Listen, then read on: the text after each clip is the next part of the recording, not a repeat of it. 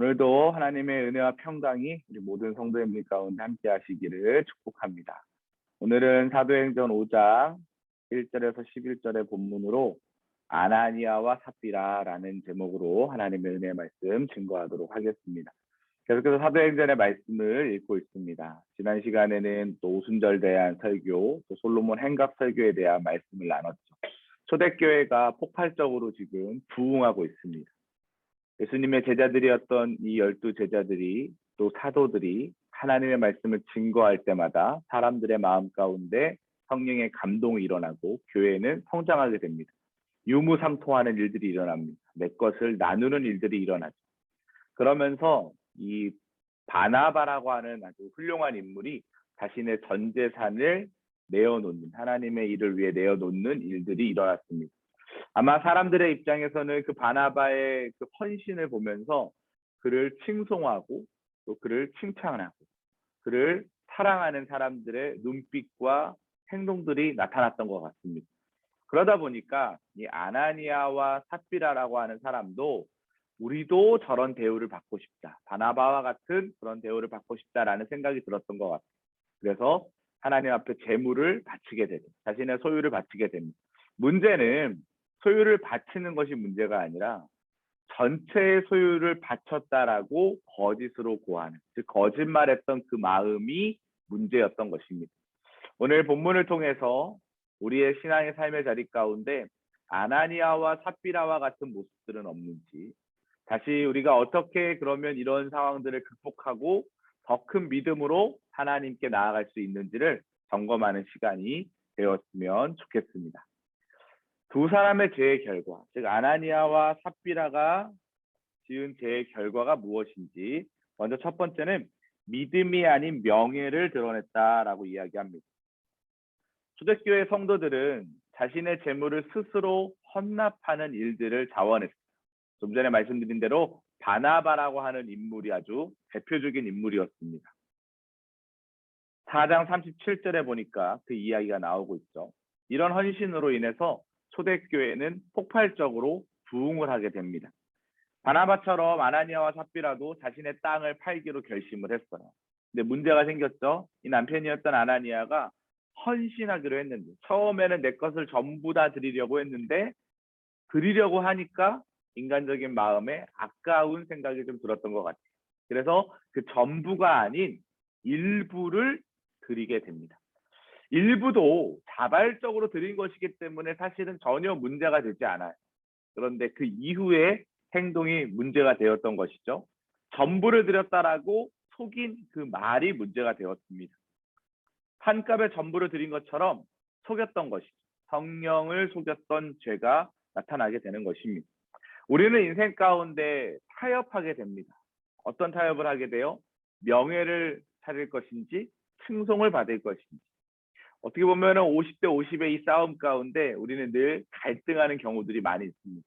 교회일 뿐만 아니라 세상적인 일도 마찬가지죠. 이 아나니아와 삽비라도 지금 그러한 문제 가운데 직면해 있다라는 것입니다. 결국 성도에게 있어서는 명예를 받는 일보다 믿음을 지키는 일이 더 중요하다라는 것을 오늘 본문을 통해서 우리는 확인할 수 있다라는 것입니다. 두 번째로 성령을 속이는 죄를 범했다라고 오늘 이야기하고 있습니다. 두 사람 모두 탐심에 결국엔 넘어갔어요. 그리고 결국은 성령을 속이게 되는 죄를 저지르게 됩니다. 무슨 말입니까? 결국 이 아나니아도 그렇고 삽비라도 그렇고 기회가 있었다라는 거예요.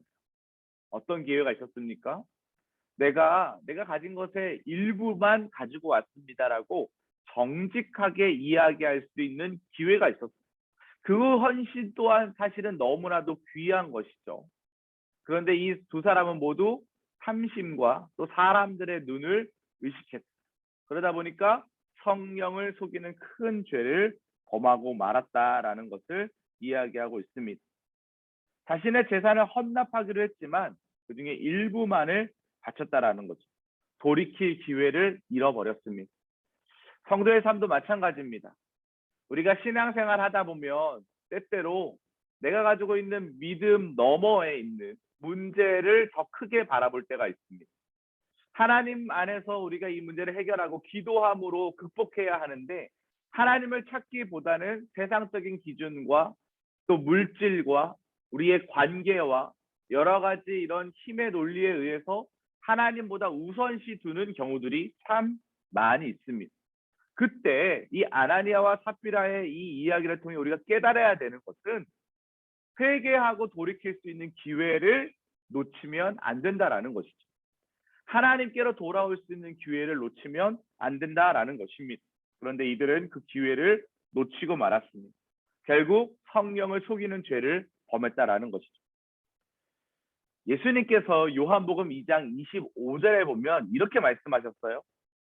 예수님은 사람의 속에 있는 것을 다 알고 계신다. 그리고 가론 유다가 나오고 있는 요한복음 13장 이후에 나오는 이야기에 보면 사탄이 가론 유다의 마음에 악한 마음을 집어넣었다라고 이야기합니다. 즉 마음은 우리가 움직이는 것 같지만 이미 주님께서는 우리의 마음을 다 알고 계신다라는 것. 하나님께서는 우리의 생각과 의도를 모두 꿰뚫어 보신다라는 것을 우리는 인정해야 합니다. 그렇기 때문에 우리가 누가 보는 눈이 없다고 해서 사람이 보는 눈이 없다고 해서 우리의 마음대로 얘기하고 마음대로 행동하는 것은 정말 하지 말아야 될 일입니다. 왜냐하면 하나님은 이미 우리의 마음을 다 알고 계시기 때문이라는 것이죠. 아나니아와 삽비라에게 있어서 안타까운 것은 거룩의 영을 저버린 것입니다. 거룩한 삶은 결국 개인에게도 너무 중요한 일이고 교회에게도 너무 중요한 일이에요. 거룩한 성도, 거룩한 교회가 지금 이 땅 가운데는 꼭 필요한 시기다라는 것이죠. 코로나19의 상황을 전후로 해서 교회가 많이 지탄을 받습니다. 성도들의 삶의 자리가 위축되어 있습니다. 왜 그럴까요? 성령을 속이는 죄를 아무렇지도 않게 범하고 있기 때문입니다. 사람의 눈만 피하면 아무도 모를 거야 라는 그 생각이, 그 세상적인 논리가 우리들의 마음 가운데도 깊이 잠식되어 있다는 것이죠. 하지만 성도님들 그렇지 않습니다. 하나님은 우리의 모든 것들, 우리의 영을 이미 다 알고 계신다라고 이야기하고 있습니다. 전부를 드리지 않아도 됩니다. 이들이 잘못한 건 뭐예요? 정직한 마음, 거룩한 마음을 저버렸다라는 거예요. 성령을 속이는 죄를 범하지 마시기 바랍니다. 살아계신 성령을 속인 죄로 말미암아 그들은 결국 어떻게 됐어요? 죽음을 맞이하게 되었다라는 것입니다. 마지막 세 번째로 두 사람의 죄의 결과가 무엇이냐? 하나님을 두려워해야 하는 증거를 얻게 되었다라는 것입니다. 초대교회는 두 가지의 모습이 지금 오늘 본문에 나타나고 있어요. 바나바처럼 헌신하면 하나님께서 기뻐하실 거라는 청사진의 그림이 있고요. 아나니아와 삽비라 사건처럼 하나님을 속이고 성령을 속이고 거짓을 구하는 삶을 살아가면 결국 저주와 죽음밖에 없다라는 것을 알게 되었습니다. 우리는 이 두 가지 사건을 우리들의 삶의 자리에도 그대로 적용해야 될 줄 믿습니다. 우리가 신앙생활을 하면서 하나님 기뻐하시는 일을 마음껏 누리시길 축복합니다. 그 일에 앞장서시길 축복합니다. 하나님이 싫어하시는 일을 하지 않으시길 축복합니다. 바나바처럼 헌신된 삶을 살아야 한다라는 것이죠. 중요한 것은 오늘 본문에 보면 이러한 상황들 가운데 그럼 초대교회 성도들은 어떻게 이 사건을 받아들였냐 하는 것입니다. 초대교회 성도들은 바나바의 모습을 따라간 줄 믿습니다. 오늘 본문 마지막 절 우리가 11절 말씀인데 이렇게 기록되어 있죠. 온 교회와 이 일을 듣는 사람들이 다 크게 두려워하니라 이렇게 기록되어 있습니다. 원어로 보면 하나님을 의식하고 경험하는 일에 마음을 쏟았다라고 기록되어 있어요. 오히려 교회는 더 이 일을 통해 정화되고 새로워지고 내적인 힘이 더 강해지는 역사가 나타났다라는 것입니다. 그 증거가 5장, 여러분 성경책에 한번 찾아보세요. 41절, 42절 보니까 이렇게 기록되어 있습니다. 사도들은 그 이름을 위하여 능욕받는 일에 합당한 자로 여기심을 기뻐하면서 공회 앞을 떠나니라. 그들이 날마다 성전에 있든지 집에 있든지 예수는 그리스도라고 가르치기와 전도하기를 그치지 아니했다라고 기록되어 있습니다. 무슨 말입니까? 교회가 이 일을 통해서 더 단단하게 결속되고 연합하고 복음 전하는 일, 가르치는 일, 전도하는 일에 매진했다라는 것을 이야기하고 있습니다. 모든 교회는 또 2000년 역사 가운데 지금 우리가 살아가고 있는 21세기에도 교회와 성도들의 삶의 자리는 항상 두 갈래 길이 있다라고 저는 믿습니다. 어떠한 문제가 터졌을 때 그 문제의 상황을 직시하고 이렇게 살면 안 되겠다라고 돌이키는 사람들이 있고요. 그 문제의 상황 가운데 그대로 무너져 버리는 사람들이 있습니다. 초대교회는 지금 이 아나니아와 삽비라의 사건을 통해서 엄청난 문제를 직면했습니다.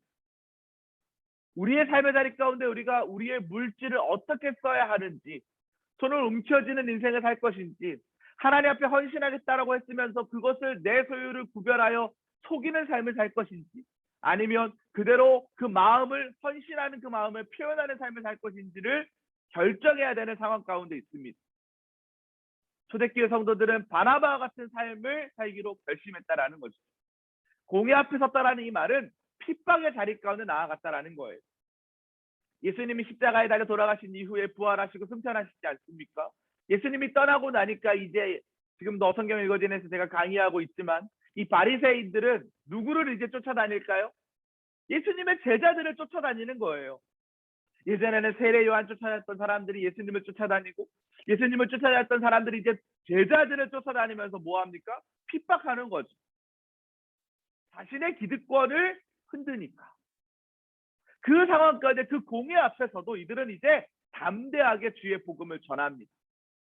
그리고 교회는 더욱더 흥왕해지고 왕성해졌다. 가르치는 일과 전도하는 일에 힘썼다라고 이야기하고 있습니다. 사랑하는 성도 여러분, 우리의 삶의 자리 가운데 모든 공간과 시간이 하나님 안에 있음을 인정하는 믿음으로 사시길 바랍니다. 하나님은 우리의 모든 마음을 이미 다 알고 계십니다. 할 수 없습니다. 이미 비디오 카메라로 우리의 어려서부터 지금까지 주님 나라 가는 그 모든 시간까지를 다 촬영하고 계십니다. 우리가 경외하는 마음으로 살아야 한다는 것입니다. 하나님을 바라보는 마음, 또 하나님을 두려워하는 마음, 하나님이 지금 나의 모든 것들을 알고 계신다라는 그 믿음 안에서 우리의 삶의 자리를 절제하고 거룩의 영으로 모든 것들을 디자인하여 새롭게 살아가는 그런 인생이 되어야 될 줄 믿습니다.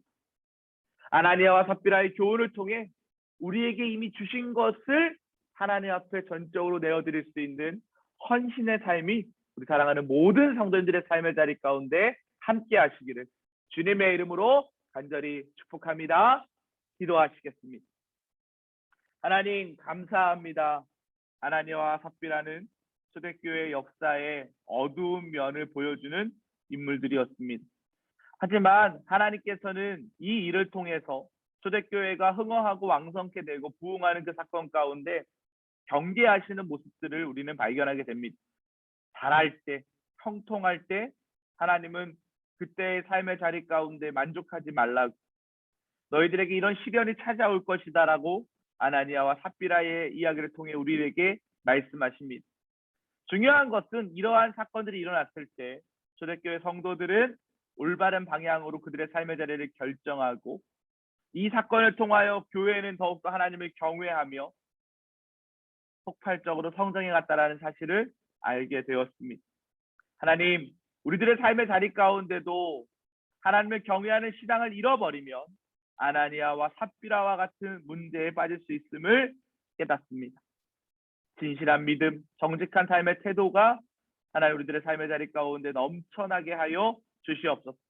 하나님의 임재하심을 경험하며 경외하며 매 순간 분초마다 하나님이 지금도 나의 마음을 두루 감찰하고 계심을 인정하는 신실한 그리스도인들 될 수 있도록 인도하여 주시옵소서. 하나님께서 함께할 줄 믿사오며 예수 그리스도의 이름으로 기도합니다. 아멘. 하나님의 은혜와 평강이 말씀 가운데 함께 하시는 능력으로 거룩의 영으로 회복되는 모든 성도님들 되시길 주님의 이름으로 간절히 축복합니다.